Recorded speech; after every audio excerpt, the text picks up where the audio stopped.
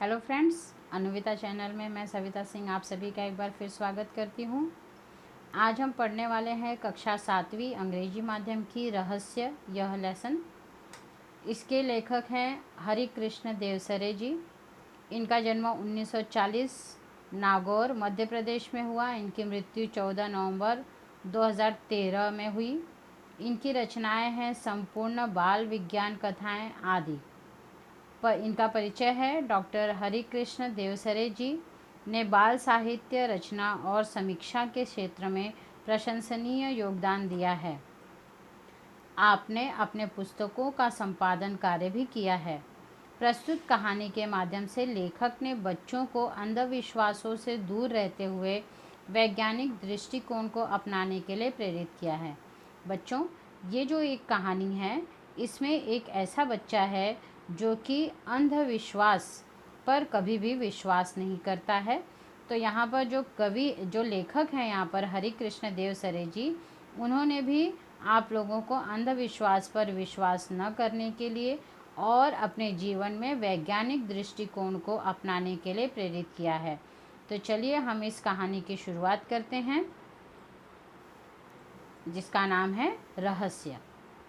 ठीक है, तो चलो। अंधेरी रात थी, चारों ओर सन्नाटा था। हाथ फैलाए न सूझता था। कभी कभी कुत्तों के भौंकने की आवाज़ सुनाई पड़ती थी। आधी रात बीत चुकी थी। मामा जी के घर से कुछ दूरी पर सामने हवेली थी। हवेली में उजाला था। आर्यन खेतों को सरपट पार करता हुआ उस ओर अकेले बढ़ रहा था। उस हवेली में आधी रात के बाद कल भी ऐसा ही उजाला देखा था। मामा जी ने पहले ही आर्यन से कह दिया था, उधर हवेली की ओर जाने की ज़रूरत नहीं है, वह हवेली भूतों का डेरा है।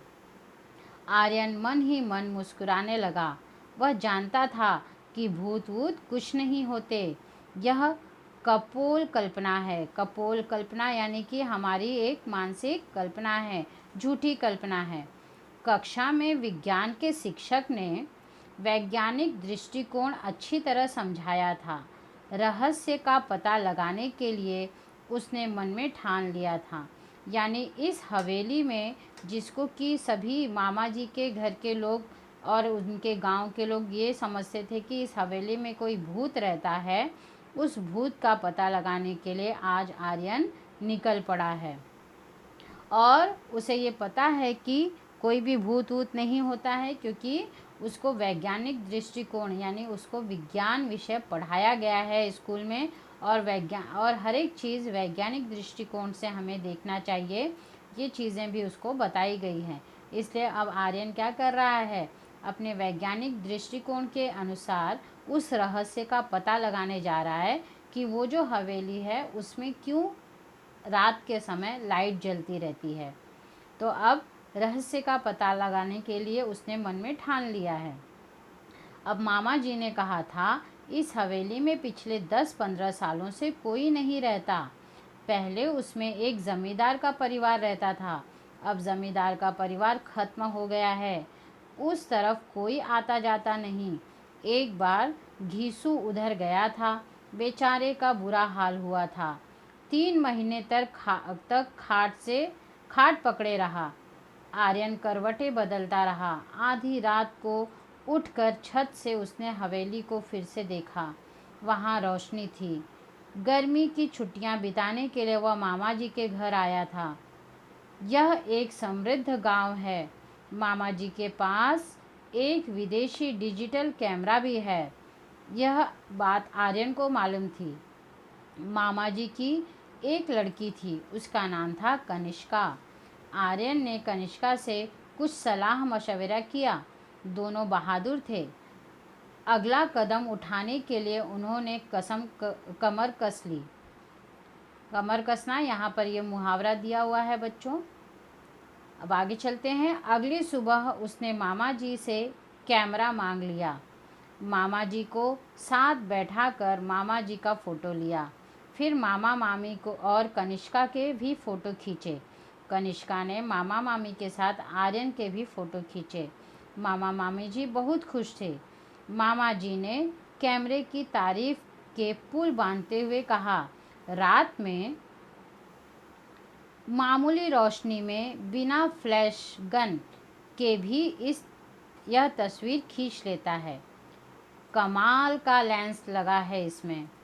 आर्यन ने कैमरा अपने पास रख लिया।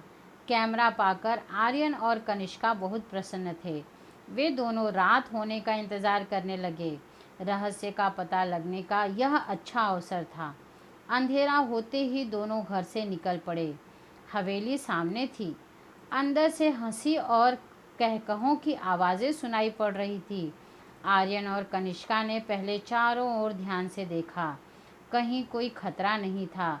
वे दबे पांव हवेली में चले गए। बीचों बीच एक बड़ा कमरा था। उसका दरवाज़ा अंदर से बंद था। खिड़कियां नीचे से बंद थी लेकिन ऊपर से खुली थी। बड़ी सावधानी से आर्यन ने अंदर झांक कर देखा।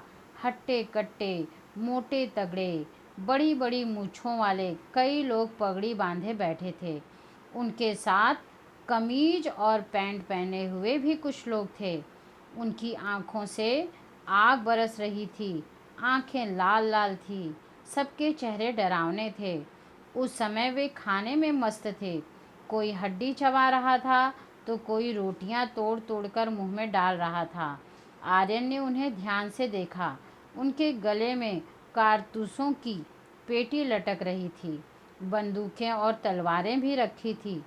कुछ लोग लुढ़के हुए पड़े थे। आर्यन ने इशारा किया। कनिष्का ने बड़ी सावधानी से कैमरा निकाला। गैस बत्तियों की रोशनी इतनी तेज थी कि बड़ी आसानी से फ़ोटो लिया जा सकता था। बस उसने फटाफट कई फ़ोटो खींचे और वे घर की ओर चल पड़े। अगले दिन सवेरे सवेरे आर्यन ने साइकिल उठाई, नारायणपुर की ओर चल पड़ा।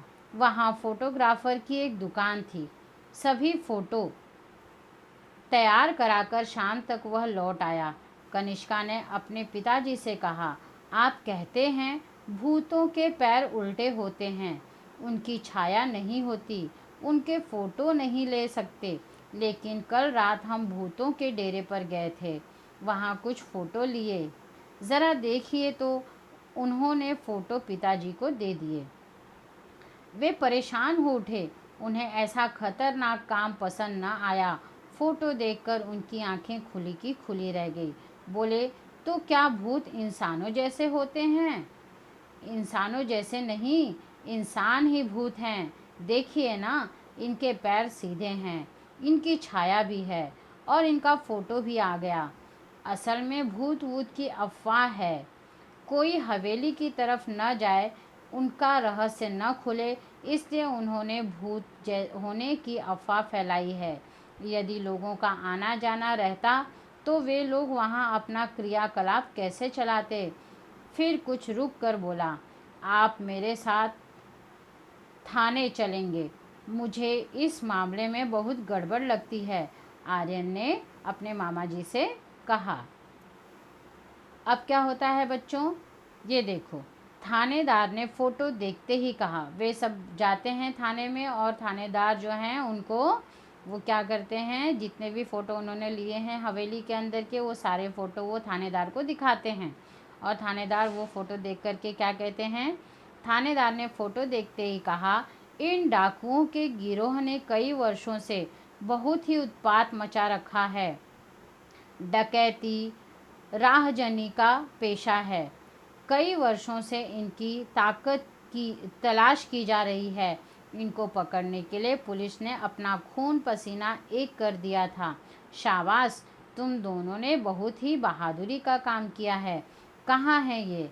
आप तैयारी कीजिए, ठिकाना मैं बताता हूँ, आर्यन ने कहा। उस रात भूतों के डेरे पर पुलिस ने छापा मारा। दोनों ओर से गोलियां चली। सवेरा होते होते डाकुओं ने हथियार डाल दिए। उनके कुछ साथी मारे गए और कुछ पकड़े गए।